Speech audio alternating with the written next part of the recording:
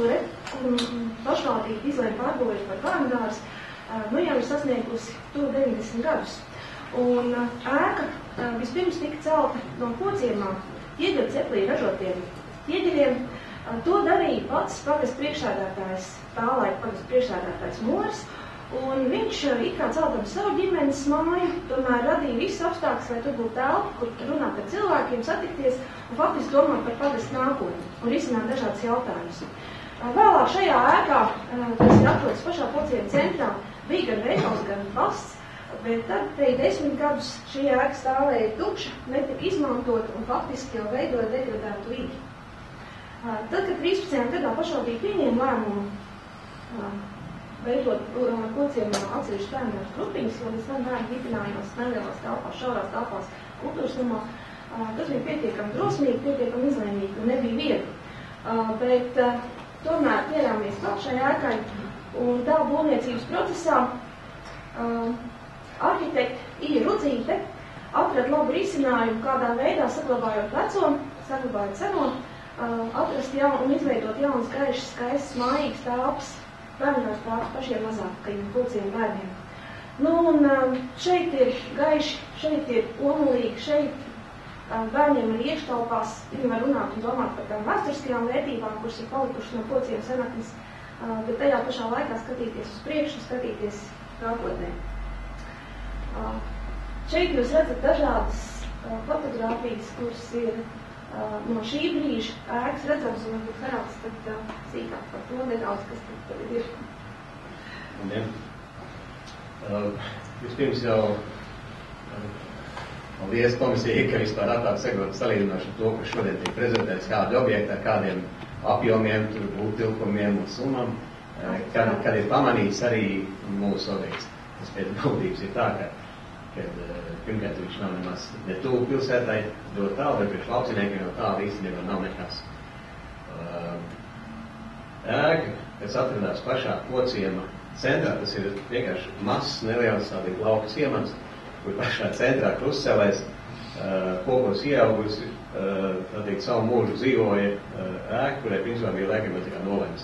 Ja šis te lēmums ir par kaut ko darīt un būvēt, tas arī atklās mūsu iepriecinājumu, tad, kad mēs ieraudzījām iepirkumu, lai arī, teiksim, mēs tā kā būtu vietējie būvnieki, kaut arī ar valnieku pierakstu, bet ar struktūru vienīgi limbušos, un tie limbunieki arī to visu būvēja, tad arī tas mums bija liels pārsteigums, atklāt, cikot tas bija, tur bija grūti vajadzēt, ka tur kaut kāda būvniecība notiks, jo bija runa jau vairāk un nojaukšana.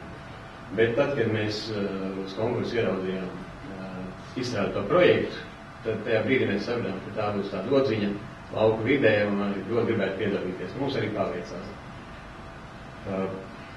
Ēka, protams, kad pieņemot visu šo te būvniecības to procesu un sākot darbu, mēs sapratām, ka tur vispirms būs ilgi un dikti jāstrādā, lai pirmkārt visu iztīrīt, otrkārt visu nostutēt. Ēkā bija diezgan daudz plaisu, bet tikai konkrētajā vietā, kur bija padomju laika zoks, ja arī padomju, teiksim, kāds brigadieris bija veicis kādas konkrētas darbības, tur jūs redzējāt, vienā vietā bija caurums, tur bija vienkārši sabojāti pamati, iebūvējot vienkārši kanalizācijas grodu, un līdz ar to tur tajā stūrī arī veidojās kāds plaiss. Tā pašā laikā arhitekts redzējums bija tāds, ka tieši to stūri arī jēga pastiprināt ir pilnīgi jauna būvi, un tas arī to savus augļus deva. Protams, ka kaut kādu laiku atpakaļ kaut ko glābjot, pagasts bija uzlicis jumta segumu, lai galīgi tā kā nesabrūkt acis priekšā visu, jā, tad tomēr tas laiks dod bija darījis visu, bija daudz trupas koku materiālos, ko konstrukcijās bija kograuži, savietušies tur ārkārtīgi daudz, tas viss nākās, tā teikt, kad ir pacelt, nostiprināt un pēc tam amputēt un veikt ļoti daudz protezēšanu darbus. Tātad atrokot pamatus, mēs faktiski secinājām, ka viņi ļoti labā stāvoklī, akmens mūžu pamati, un tajā daļā, kur tika veikti jaunā piebūve, tad tur tika izveidoti monolīti, armēti pamati.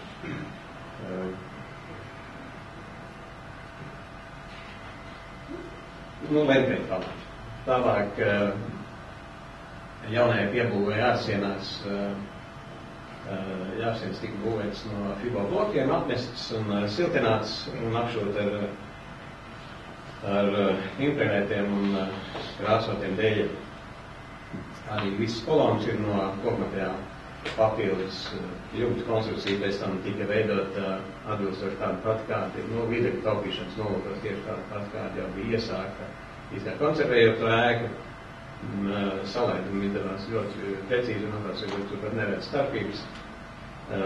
Arī krāsas toņos, kas mazliet bija palaišanas dēļ, tie, es domāju, ka pēc tam bija izlīdzināsies. Logi durvis bija izgatavot viss kā viens pēc individuāla pasūtījuma, un logi šai ēkā durvis ir veidot kā īpašs akcents, jo ēka ir maziņa un tur tāds liels sposms ar parastu to veco ķieģeli un koku, kas ir kā veidos tādos maigos toņos, šie logi iedod tādu akcentu, kas to ēku atzīmē. Jumtā ir izbūvēts 3 izbūves, viena ir arī ar terasu, un šī terasa arī, kā viņi pasaka, uzdeva par pienākumu pagastam pēc tam gan izvei, tā teikt, tālumā, 2 km attālumā, līdz pat 2 km veikt tādus izcirtumus lielus, jo faktiski izveidojās vēl viena Gaujas senleika. Un, teiksim, tāda, kā iepriekš viņi bija tāda krūmos un tā tālāk, tad sapratu, ka tādu vairs nevar atstāt, jo tie cilvēki, kas uz turieni iziet, ļoti labi redz. Un pagasts ieguva vienkārši vēl kaut kādas daudz, tur 1000 kvadrātmetru sakārtot, to arī vienkārši vidi. Tālāk par grīdām. Šai ēkai ir praktiski ir monolītiem betonējumi, ir viss grīdas ir pirmajā stāvā, neliela daļa arī neliela daļa jaunajā korpusā arī otrajā stāvā, viss ir siltās grīdas. Atsevišķi nekāda katlamāja šeit nav, tika izbūvēta siltumkrāsa 600 metru attālumā, garumā, kopgarumā no vietējās katlamājas, un paralēli ir arī jau ieguvēti radiatori. Ēka ir ļoti silta, sausa, un par cik vēl ir izbūvēta tāda sēdlota.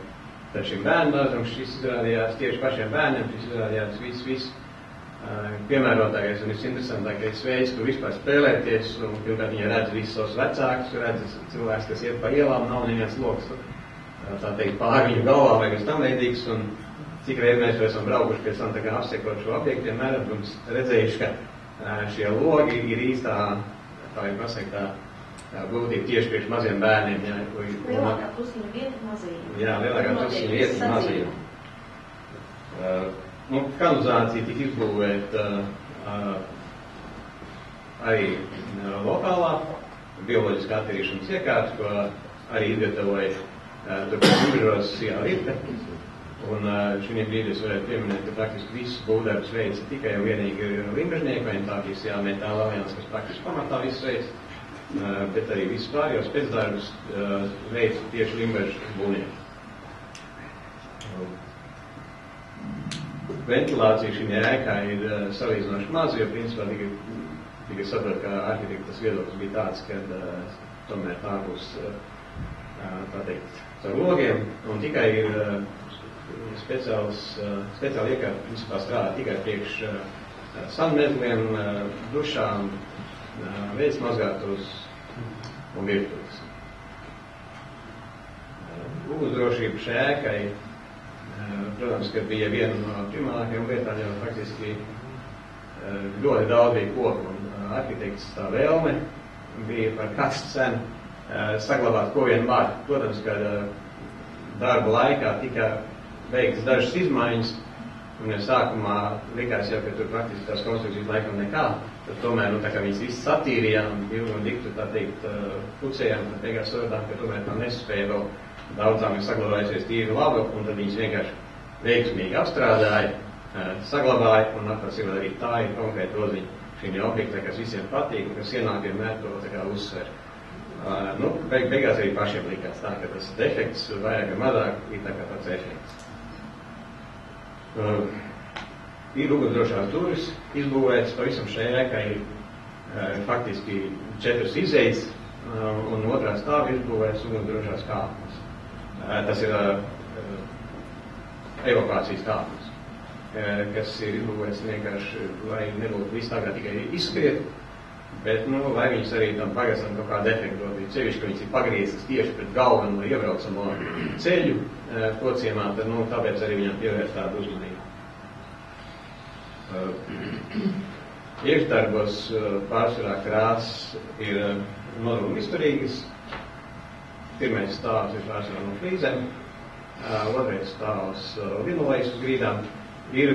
Šeit vēl ir nodarbība telpās, ir uzkrāsot uz sienām speciālās tāpeļas krāsas, kas īstenībā mēs labi saprotam, ka šī ēka nav liela, un ne tikko kā teica, kad bērni pirms tam mitinājās mazās telpās, tad šeit pārējot no sākotnēji likās, ka nekas vēl lielāks nav, tikai savās telpās. Tad tomēr visas mēbeles ir ļoti ātri transportējams.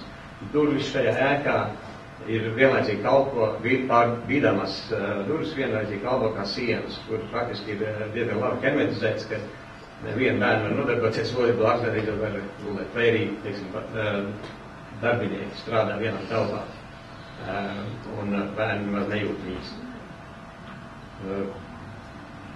Attīstībā par mēbelēm, tas nebija uz mūsu ietekmes priekš mums, bet mēs redzējām, ka tā vēlme bija iegūt tās mēbeles tādas, kas pēc iespējas ātri pazūd no šīs mazās platības, pēc par malām kaut kur, vai arī vienkārši nemaz netraucē, tad iepriekš minētos tāpels, kuras nav kāds atsevišķi kaut kāds, bet vienkārši uz sienām. Ļoti viegls kopjams.